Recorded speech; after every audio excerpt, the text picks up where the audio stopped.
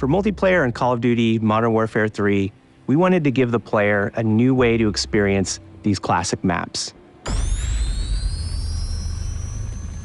When we told the art team, we're gonna be making these maps, they lit up. They were like calling dibs on which ones they wanted to go get reference for. Maps really come through. They feel like they felt back then. And when you're playing High Rise, when you're playing Estate, you feel really transported back.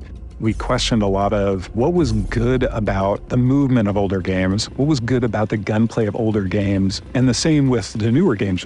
So we tried to marry a lot of those things together. The way we approach it is that, how are we going to make these the best versions of those maps that people have ever played? Because that's what we wanted. That's what we want as fans.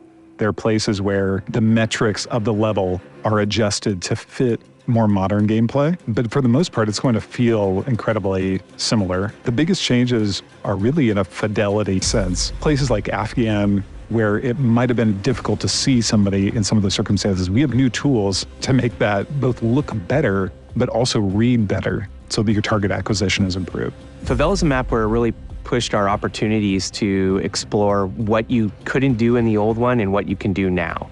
From an artistic side, the map has more detail than I think any other map. In High Rise, it's fun to explore and jump on the scaffolding and mantle to places that you weren't able to actually grab or reach before. Now you can get there. When it was a question of whether it should be like the original or whether it should be more modern in terms of the metrics, we went with the original. And we pushed very hard to make sure that that experience was as close to the original as we possibly could while we modernized the look of the map. I've seen people play it for the first time and they don't really know what they're gonna see, and when that load screen shows up for Favela or for Quarry, you see them light up like, oh my gosh, these are the maps that I've been hoping they would remake. The whole team here is super excited to bring all of these maps to fans everywhere.